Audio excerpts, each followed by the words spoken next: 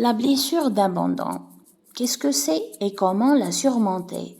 La blessure d'abandon, qu'elle tire son origine d'un événement traumatique majeur ou de sensations répétées d'avoir été abandonné au cours de sa vie, affecte profondément l'estime de soi et le lien aux autres. Quelles sont les manifestations de la blessure d'abandon? L'estime de soi est directement impactée par la blessure d'abandon. Les personnes qui en souffrent se construisent avec l'idée tenace et biaisée qu'ils ne valent rien ou que personne ne veut d'eux. Une fusion est donc une grande dépendance à l'autre, qu'il s'agisse d'un partenaire amoureux ou d'un ami. Pour combler cette insécurité affective, la peur d'être abandonné est parfois beaucoup plus forte que la perte même de la relation. Inconsciemment, la personne abandonnique fait tout pour que ça casse. Elle se montre si désagréable et invivable qu'elle finit par provoquer la rupture pour se prouver qu'elle a eu raison d'avoir peur de l'engagement. Une manière de confirmer les croyances que l'on a sur la vie, sur les autres et sur moi-même, mais aussi de rejouer le fameux abandon original qui a cristallisé notre perception du monde. Comment surmonter la blessure d'abandon? Pour vaincre un syndrome abandonnique, il existe différentes techniques qui vont vous permettre d'améliorer votre confiance et votre estime de vous, d'apprendre à aimer la solitude ou encore à mieux gérer vos émotions. Conseil numéro 1. Faire connaissance avec soi-même. Enfin, avant de vous livrer ce premier conseil, il est important de retenir que la dépendance affective liée à une peur de l'abandon se soigne très facilement avec un accompagnement thérapeutique régulier. Elle commence par le repérage de certaines croyances sur vous-même, qui sont le résultat d'une mauvaise estime de soi et qui bien souvent nourrissent votre peur de l'abandon. Nos comportements sont en effet fortement déterminés par nos croyances. Prenez le temps de vous demander comment vous vous percevez véritablement. Si vous êtes persuadé que vous êtes faible et dépendant, il est normal que vous trouviez difficile d'affronter la vie sans compter sur l'appréciation d'autrui. Vous êtes alors conditionné par la logique du besoin de l'autre. Différentes méthodes permettent de travailler à transformer les croyances qui nous enferment dans une vision de nous-mêmes réductrice et dévalorisante. Conseil numéro 2. Développer la responsabilité émotionnelle. Lorsqu'on souffre d'un syndrome d'abandon, on est particulièrement attentif au retour de l'extérieur qui nous rassure sur l'amour de nos proches et la reconnaissance de notre entourage plus large. Dans cette dynamique centrée sur ces besoins, nous avons tendance à oublier que nous ne sommes pas entièrement déterminés par l'appréciation d'autrui et que nous avons en nous les moyens de développer une autonomie affective. L'objectif est d'élargir votre vision de vous-même en constatant les effets de votre pouvoir d'action tout au long de votre trajectoire personnelle. Il s'agit de réaliser que vous êtes véritablement acteur de votre parcours de vie. Il s'agit essentiellement d'un symptôme d'un trouble de la personnalité dépendante, faisant écho principalement à un attachement défaillant durant les premières années de sa vie. Rien n'est défini dans le temps.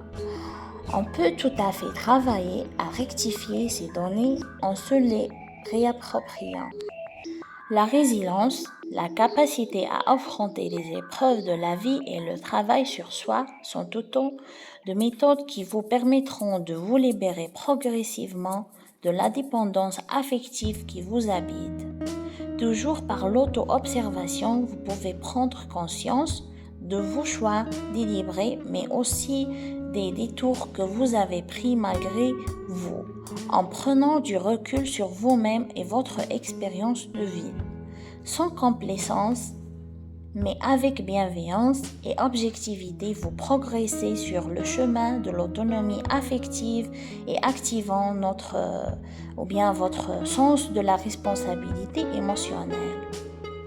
Il n'est pas question de se rendre responsable de tout, mais bien de prendre conscience de ce qui dépend de vous et de ce sur quoi vous avez un pouvoir d'action aujourd'hui.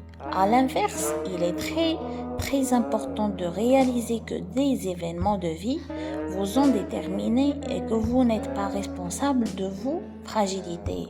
Vous avez lutté avec les moyens physiques dont vous disposiez.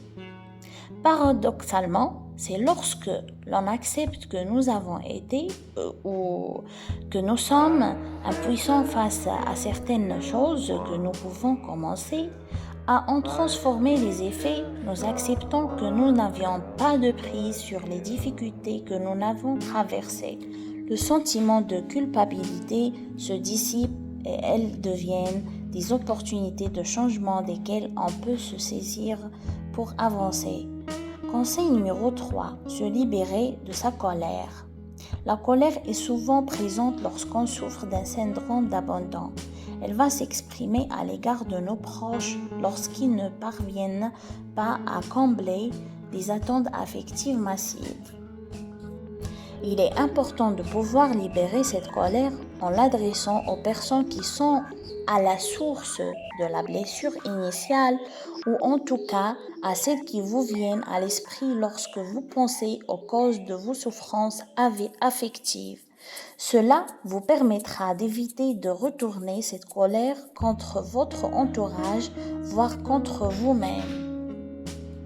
Vous avez des choses à extérioriser et il vous appartient de vous en saisir et de vous décharger des émotions qui y sont associées. Cela peut passer par un travail d'écriture dans lequel vous vous adressez sans retenue aux personnes concernées et par lequel vous exprimez tout ce que vous auriez voulu pouvoir dire à l'époque, mais aussi tout ce que vous avez à leur dire aujourd'hui. Vous constaterez l'effet puissant et libérateur de ce processus. Si vous ne vous sentez pas en mesure de traverser cette expérience seul, n'hésitez pas à vous tourner vers un accompagnement thérapeutique dans le cadre d'une thérapie. Le jeu de rôle peut être un très bon support de vous serez soutenu pour traverser les émotions douloureuses qui peuvent émerger de nouveau. Conseil numéro 4. Se reconnecter à son enfant intérieur. La peur de l'abandon ou du rejet est la conséquence d'une blessure affective qui ne peut être soignée et guérie qu'en rejouant le passé et en réparant ce qui a été atteint si profondément à l'époque. Plusieurs techniques peuvent être utilisées dans cette optique et l'accompagnement thérapeutique est souvent nécessaire pour agir sur ces parties de vous encore en souffrance mais difficiles d'accès la plupart du temps. Si vous aimez le sujet, abonnez-vous à la chaîne et merci d'avoir écouté. Bye bye.